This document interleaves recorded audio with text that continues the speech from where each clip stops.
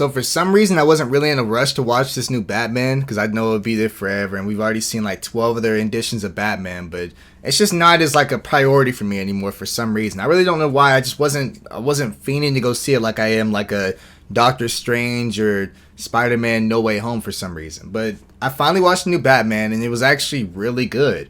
I'm not gonna really try to compare it to any of the past ones, so I'm gonna try to stick to that myself. But if I was gonna put it inside of a lineup, I still have Dark Knight Rises. Actually, no, scratch that. I still have Dark Knight, then The Batman, and then everything else. Dark Knight Rises is bottom 2. Like, it's not even anywhere near the top for me. But this movie's actually really good. The acting was amazing. Robert Pattinson, of course, I knew was going to be a standout role because nobody really knows that he did stuff after Twilight. Like, he was in a bunch of indie movies that, of course, nobody's really seen. He was in a bunch of war movies type things. Like, I know Robert Pattinson is an amazing actor, so I wasn't really, like, scared about that part. I wasn't really scared at all going into this movie. Like, I did have kind of there was a little shaky feeling going into it because of Riddler, because the only Riddler edition that we know really is Jim Carrey's, and of course the edition that we have on the Batman Arkham games. But other than that, we don't really have anything else other than them. Like, we have the comic book editions, but we don't really know what Riddler is supposed to be like when it comes in the terms of like movies and stuff. Riddler was amazing. He was supposed to be just a crazy person, like a crazy intelligent person, outsmarting everybody in the entire movie. And the wildest part about all of it, spoiler alert, he wins. Like, that's the most wild part, is like, you go into a superhero movie or any type of movie, like, hey, look, protagonist goes through this whole thing, beats the antagonist. There's some movies where the antagonist does win, of course, but add this to the lineup. Riddler did exactly what he set out to do. He went in there, said, I'm going to destroy this city from the ground up, and then tried to kill Batman / Bruce Wayne while I'm at it. He did fail on that aspect of it, but the fact that he still was able to completely flood the entire city and set up multiple arcs for this Batman series is amazing. One thing that I was kind of iffy about, there's actually a couple of things. So, the part where Alfred was, of course, going through the mail and found the box with the bomb. These are all nitpicks. This movie's still really good other than these things.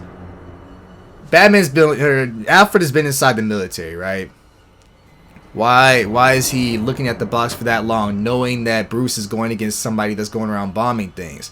Bruce was very, very open to him. He's even helped him solve these puzzles up to this point as to what he is dealing with right now, what he's going against. So what would make Alfred, being inside the military, I don't know if his character was in the military for this one, but usually Alfred's backstory is that he fought inside one of the wars. Looking at a box like this that says, for Bruce, in terrible handwriting and serial killer handwriting, and staring at it until eventually blowing himself up. Now, Alfred didn't die, so I won't really, nitpick too much on that. If he would have died, that would have been some absolute goofy stuff. There was no reason he needed to be looking at the box for that long, in my opinion. Another problem that I kind of had was that they set up Joker, bro. And I'm sorry to say it, but I don't really like how DC is starting to use Joker as a crutch. It just seems like anytime they want people to get butts and seats in theaters, let's show Joker. They did it for Suicide Squad. They did it for Batman v Superman, because there was that one scene where it showed Joker in the end in the desert and stuff like that. They made a whole Joker movie. The Joker movie was phenomenal, but it seems like he's just starting to be a money grab at this point. And the fact that the Jokers haven't really been anything but subpar until this new Joker movie. Like, Jared Leto's Joker, let's be honest, it wasn't that good. You can vouch for it as much as you want. You can put your cape on, Superman and all that shit, but you don't have to cape for him that hard. Jared Leto's Joker was not that good, and they used him for a money grab 3 different times, every single one of them being bad. Suicide Squad, he was in there for like maybe 5 minutes, wasn't good in that either. I don't know, but I wish Joker would actually be taken serious instead of just throwing in there to basically have people be like, oh, I have to go see the next one. If it was me, I would for sure make the next one about either Victor Zsasz, mixed with like a Harvey Dent, maybe having Victor Zsasz, because Victor Zsasz would be crazy in this world. If you want to go the whole realistic, like everybody's crazy serial killer type shit, he's perfect for it. Somebody that goes around killing somebody on certain dates, that one have to figure out who it is, what it lines up with, because Victor Zsasz literally, he has no motive. He just goes around killing random people. Like, it would be insanely hard for Batman to figure out what's going on, who's doing this, where to find him and stuff like that, because he's literally the definition of a wild card. But instead, they started to go the other wild card route and put Joker inside of it. I don't know if Joker is going to be inside the next one, but the fact that they keep teasing, like, you know, footage that hasn't been released yet, footage that, you know, is yet to come. He was inside the movie for this one.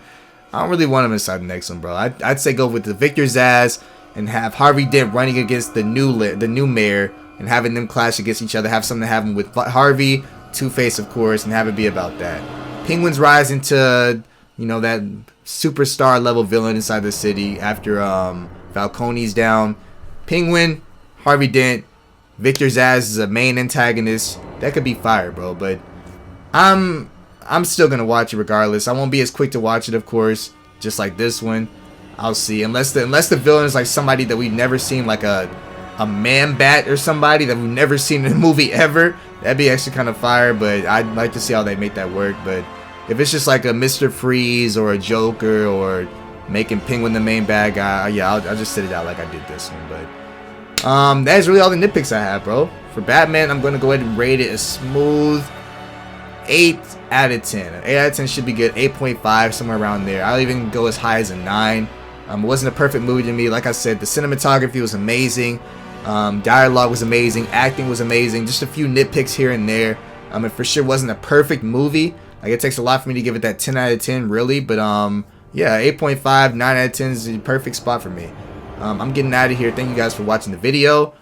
Check on your strong friends. Pray for enemies. If you're not religious, at least wish them well. And I'll see you guys in the next one. Peace out, y'all. Yeah.